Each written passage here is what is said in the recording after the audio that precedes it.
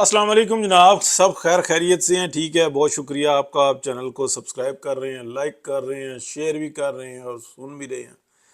تو 6 موضوعات ہیں جی، تھوڑے تھوڑے سے، اور اس کے اوپر بات کریں گے۔ عمران خان کے پیچھے کون ہے، اس کے ساتھ ایسا کیوں ہو رہا ہے اور وہ ایسا کیوں کر رہا ہے، اس کے اوپر بات کریں گے۔ شملہ معاہدہ کیوں اعلان کیا گیا ہے، کیوں ختم کیا گیا ہے، ساکھ ڈار اور ٹرمپ نے امریکہ کے اندر کیا کام شروع کیا ہوا ہے، یورپ اور یوکرائن، اور کیا پاکستان سے چائنا کچھ اور کام بھی لینا چاہ رہا ہے ایسا جو کہ اپنا سکور سیٹل کرنا چاہتا ہے، اس کے اوپر بات کریں گے۔ عمران خان سے شروع کرتے ہیں جناب۔ عمران خان جو ہے نا، جب یہ وزیر اعظم تھا تو بہت ساری چیزیں جو سی تھی نا، میں نے پروگرامز میں اپنے بتائی تھیں اور وہ ایز اٹ از ہیں۔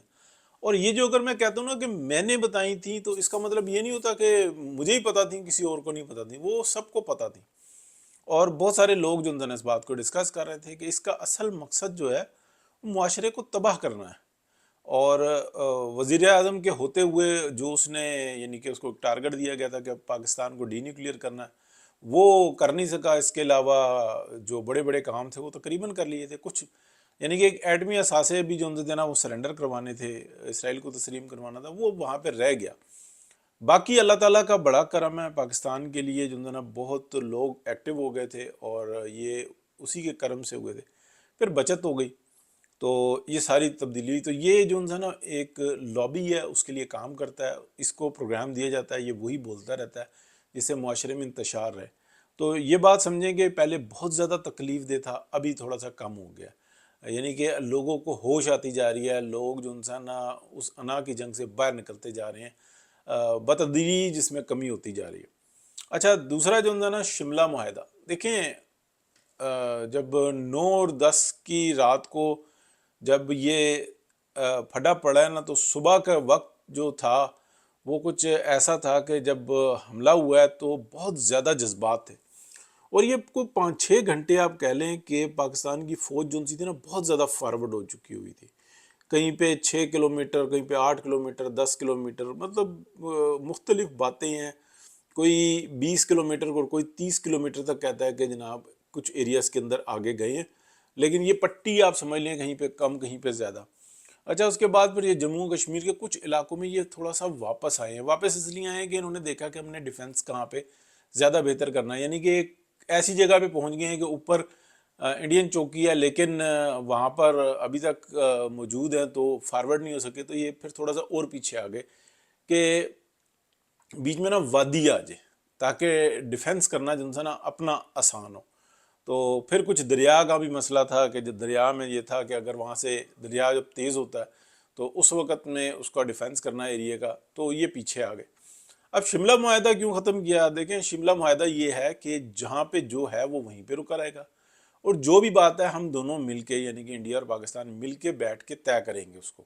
یہ ہے دونوں کا معاہدہ، شملہ معاہدہ، جس کے اوپر بھٹو صاحب کے ایک طرف سے سائن ہے اور ایک طرف سے انڈینز کے سائن ہے۔ تو بطور وزیر خارجہ اب یہ کام کروایا تھا ایوب خان نے، اور ایوب خان نے پھر وہ جو نا برطرف کر دیا تھا، یہ کیا کر دیا، یوں کیوں کر دیا، اور معاہدہ ختم نہیں کیا، حالانکہ وہ کر سکتے تھے۔ ٹھیک ہے، یہ اس کے اوپر ہم نے نہیں جانا، نیگیٹو پہ نہیں جانا، اس معاہدے کو ختم کیا کہ ٹھیک ہے، تم معاہدہ سنتاس کو نہیں مانتے، ہم اس کو نہیں مانتے، تم کوئی کام کرو گے ہم اس کو روک لیں گے، تو کانفلکٹ بڑھے گا، تو یہ اس کے پیچھے یہ ہے راز کہ انڈیا کے اندر بے چینی رہے گی، کوئی بھی اس طریقے کا کام کریں گے، یعنی کہ ڈیم بنانے کی کوشش کریں گے، پاکستان کھل کے سامنے آئے گا۔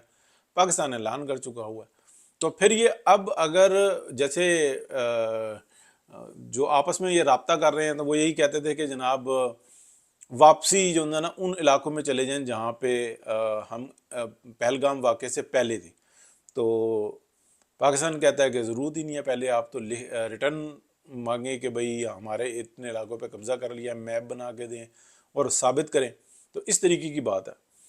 اب اگلی بات آ جاتی ہے جناب، اس لیے جو نا شملہ معاہدہ ختم کر دیا، اب جو ہے جہاں پہ اسی کے قبضہ۔ ڈار صاحب نئی جنگ کی تیاری کر رہے ہیں، ڈار صاحب کو بہت اچھے طریقے سے اندازہ ہے، حکومت پاکستان کو اندازہ ہے کہ ایک نیا کانفلکٹ جو نا آئے گا، اور یہ عنقریب ہی آئے گا، کچھ ماہ لگ سکتے ہیں، سال لگ سکتا ہے، بس اتنا ہی، اس سے زیادہ، یعنی کہ اگر مودی کو یہ لگا کہ میں جا رہا ہوں، تو اس سے پہلے جو نا وہ یہ کوئی ایسی واردات ڈالنے کی کوشش کرے گا کہ پاکستان جو انسان اس کو بہت بڑا دھچکا لگے. اور ڈار صاحب جو انسان جس طریقے سے خارجی محاذ کے اوپر جو انسان اندرون یعنی کہ کام کر رہے ہیں, چھپ چھپا کے کام کر رہے ہیں, کچھ کھلم کھلا کام کر رہے ہیں. جیسے بلاول بھٹو زرداری کو بھیجا ہوا ہے, وہاں کی جتنی میٹنگز آرگنائز کروائی ہیں وہ وزارت خارجہ نے کروائی ہیں, وہ ڈار صاحب نے کروائی ہیں. اب فرنٹ پہ رکھا ہوا ہے یعنی کہ بلاول کو, اور یہ ایک بہت اچھا میسج جا رہا ہے کہ پاکستان کے اندر جو انسان مل جل کے یہ کام ہو رہا ہے. تو ڈار صاحب ایک نئی جنگ کی تیاری کر رہے ہیں. ٹرمپ نے جناب امریکہ کے اندر جو انسان ایک نئی جنگ کا آغاز کیا, اور پتہ ہے کہ اس کے پارٹنرز جو ان سے وہ ناراض ہوئے ہیں اور بہت سارا جو ٹیرف کا معاملہ ہے اور اس طریقے کی بات کر رہے ہیں. ٹرمپ کو بہت بڑی تکلیف اس بات کی ہے کہ ٹرمپ بہت سارے معاملات کے اندر بہت برے طریقے سے ایکسپوز بھی ہوا ہے اور نقصان بھی اٹھایا. یعنی کہ آپ سمجھ لیں کہ جو ٹورزم ہے نا امریکہ کا, وہی تقریباً آپ کہہ لیں کہ 30 سے 40% ایک دم سے ڈاؤن ہو گئے. لوگ کہتے ہیں یار ہمیں ضرورت ہی نہیں ہے ادھر جانے کی, کیا ضرورت پڑی ہے. یعنی کہ اور پلس یہ ہوا ہے کہ لوگوں کے جو نا 5-5 10-10 سال کے ویزے لگے ہوئے ہیں, کسی کا 1 سال ہو گیا, کسی کا 2 سال ہو گئے ہیں ویزا لگے ہوئے. وہ یہ کہتے ہیں یار 20-25 سال ہو گئے ہیں, ہم ہر 5 سال بعد 10 سال بعد ویزا لگوا لیتے ہیں, ہم جب بھی دل کرتا ہے جاتے آتے ہیں. لیکن یہ ٹرمپ ہمارا ویزا ریووک کر دیا تو پھر سوالات شروع کر دیے, بدمزگی ہو گئی, چیکنگ شروع کر دی, تو پھر کیا ہوگا. جو عزت دار آدمی اور جس کے پاس 4 پیسے ہوتے ہیں نا, وہ کہتا ہے یار چھوڑو, ادھر چلے جاؤ ادھر چلے جاؤ, گھوم لو پھر لو, اپنے ملک میں دیکھ لو, فی الحال جو نا جانے کی ضرورت نہیں ہے, اپنے آپ کو بچاؤ, سیو کرو, معاملات گرم ہوئے ہیں. تو یہ چیز ہے. اس کے جب یہ سارے معاملات ہوئے, یعنی کہ اتنا بڑا بزنس, جو سب سے بڑا بزنس ہوتا ہے وہ یہی ہوتا ہے نا ٹورزم کا. لوگ جاتے ہیں, ہوٹل لیتے ہیں, رشتہ داروں کے یہاں ٹھہرتے ہیں, کھاتے ہیں پیتے ہیں, پیسہ خرچ کر رہے ہوتے ہیں, وہ انیہ واہ پیسہ جا رہا ہوتا ہے. تو ٹرمپ صاحب نے ادھر انڈسٹری, ٹیرف, ہر مقام پہ, تو اب انہوں نے جھگڑے شروع کر دیے تاکہ لوگوں کی ہو جناب کے ایلن مسک سے جھگڑا ہو گیا, فلانا ہو گیا, یہ ہو گیا, وہ ہو گیا. ایلن مسک کہہ رہا ہے میں پھنس گیا, ٹھیک ہے, میرے بچے نے ناک کا چوہا اگر اس کی ٹیبل سے صاف کر دیا تو وہاں سے بات شروع ہو گئی. ایسی بات نہیں ہے, کچھ اور جو انسان یعنی کہ یہ کہانی ہے پیچھے. یورپ یوکرین کا جو آپ کہہ لیں کہ جو ڈرامہ سا لگا نا, اس کے پیچھے کچھ اور لگ رہا ہے کہ یورپ کے اوپر بوجھ پڑ رہا ہے. تو یہ جو کیا یہ یوکرائن اور روس مل کے کوئی ایسا کام کر رہے ہیں, تو یہ جو نا بڑا مسئلہ ہے. یہ آپ کہہ لیں کہ اندر کھانے کیا گیم چل رہی ہے سمجھ نہیں آ رہا. لیکن یورپ جو نا بہت شدید طریقے سے متاثر ہو رہا ہے, مہنگائی بڑھ رہی ہے, اور دیگر معاملات کے اندر نا بہت مسائل بڑھتے جا رہے ہیں, اور سکون جو نا وہ خراب ہو رہا ہے. تو اس لیے یہ بات جو نا سمجھ سے باہر ہے. اس کو ہم بھی دیکھ رہے ہیں, آپ بھی دیکھیں. اچھا, کیا چائنا پاکستان سے کچھ دیگر حساب کتاب کروانا چاہتا ہے؟ ایک بات ذہن میں رکھیں کہ جو چائنا کی جو سوسائٹی ہے نا وہ بہت زبردست ایک سوسائٹی ہے. اس کے اندر جو افیم والا اور یہ سارے معاملات جو نا یہ انجیکٹ کیے گئے کہ جناب بیچو یہاں پہ, یہ لنڈن پروگرام جو تھا نا, یہ تھا کہ ایک چائنیز سوسائٹی کو برباد کیا گیا تھا. ایک تاریخی واقعات ہیں کہ یہ بھی بڑے باشعور ہوتے تھے, پھر اس کے اندر بے حسی پیدا کی گئی, لوگوں کو اس طریقے سے جو نا غلط راستے پر لگایا. تو یہ کس نے کیا تھا؟ کون کون ایسے گروپس تھے جنہوں نے اس کام کو کیا تھا؟ بعد ازاں ہم سب کو پتہ ہے کہ چائنا کے اندر ایک انقلاب آیا, وہ انقلاب بڑھتا رہا, اندر خانے کچھ لوگ جن سے نا طاقت کے اندر رہے. پھر اس کے بعد ہم دیکھتے ہیں کہ اچانک سے چائنیز کو یہ ہوش آئی کہ ہم نے انڈسٹری کو امپورٹ کرنا ہے اور ہم نے محنت کرنی ہے, بھاگ دوڑ کرنی ہے.